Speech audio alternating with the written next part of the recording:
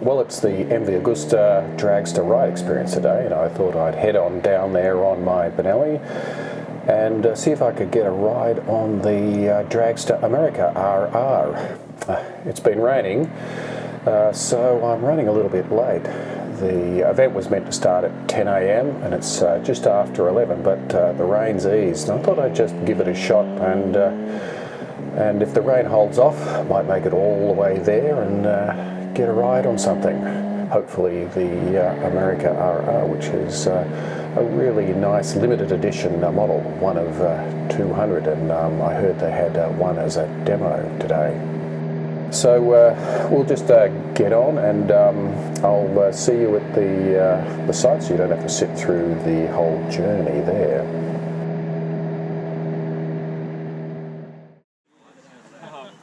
Alright, next riders, pick a bike. What we got? Pick your favourite colour. There's another chat. I've got more leg. I've got slightly more leg than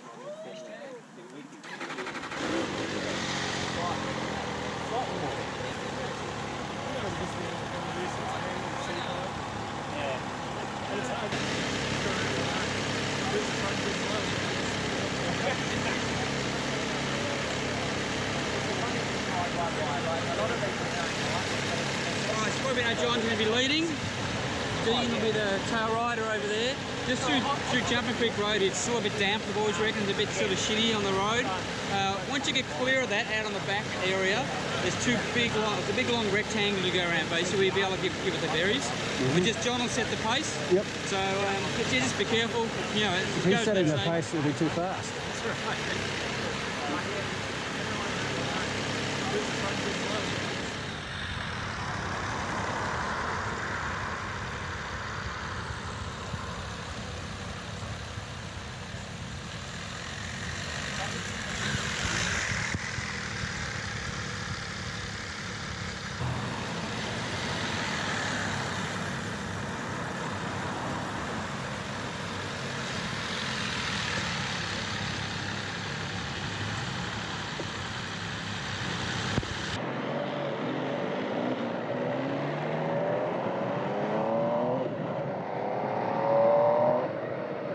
I'll just do a bit of a recap on the MV Agusta Dragster.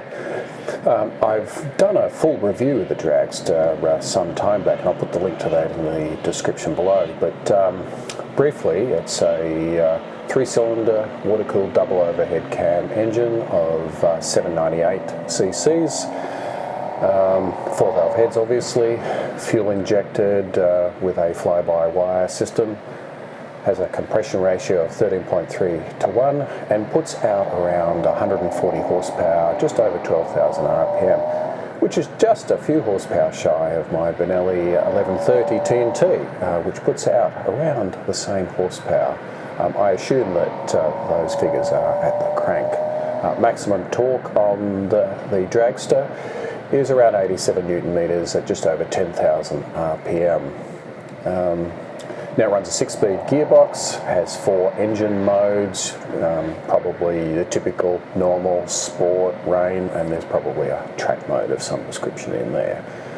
Suspension is Marsocchi at the front with a 43mm upside down fork with a treated aluminium slider, so it's a little bit lighter than a steel slider, which should help on the road. And there's roughly 125mm or just under 5 inches of travel on that. At the back it has a Satch single shock absorber with rebound, compression and preload adjustment. That gives you 124mm and again just under 5 inches of travel. Braking is twin 320mm discs on the front with Brembo 4-piston calipers and a radial master cylinder. And on the rear we have a single 220mm disc with a 2-piston caliper. And there's a Bosch ABS system to take care of the anti-lock braking. Weight on the bike is quite surprising. It's quite light. It's 168 kilos dry, which is around 30 kilos lighter than my TNT. So I expect I should really feel the difference in that. The wheelbase is quite short. It's only 1.4 metres or 55 inches. Now the colour scheme for the America is quite interesting. The actual colour scheme on this really comes from the 1974 750S, which has this blue and white tank and the red seat, which was a signature MV Agusta colour scheme at the time. And so, you know, this model does have a bit of heritage that goes back to the past and pays tribute to that. Well, the rain seems to have eased significantly and the roads are starting to dry out, which is a good thing. First thing I noticed getting on the bike is that it does appear to be a lot smaller than my TNT. You know, it's quite a short motorcycle. The bars are really almost into your chest here. Though the spacing of the bars isn't quite to my liking. They are adjustable. They're sort of almost like clip-ons and they're on top of the bars. And you can angle them forwards and back a few degrees, and these are in the factory settings, so they're not quite angled back far enough for me. But then again, you know, it's one of those things that you can adjust when you buy a bike. But I suspect I probably won't be buying. The list price of these in Australia is around 30,000, which is probably a little steep for me at the moment, particularly since I've got a few other bikes at the moment which require a little bit of maintenance and work. But it's always nice to get out on one of these ride days. Clutch is light, which is really, really nice. My Benelli has quite a heavy clutch. That's a cable clutch. This has a hydraulic clutch with a radial mount master cylinder, so that's much appreciated. Gear changes are really light and easy. Handling with its short wheelbase and everything is a little bit twitchy in comparison to my Benelli, but it's really, really nice. Suspension, I've noticed on this ride, is probably a little firm for what I like. It's tuned more, I suspect, for higher speeds.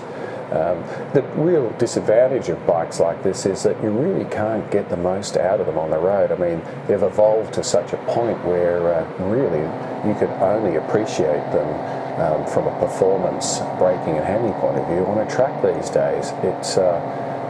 It's really quite sad that you buy something like this and you really cannot use it on the road and enjoy it. I guess that's one of the reasons why I've bought the 350 Giuliera, because you can really open the throttle and give it the berries and really enjoy getting the most out of the engine, whereas on something like this, you're never going to do that on the road, not if you want to keep your license.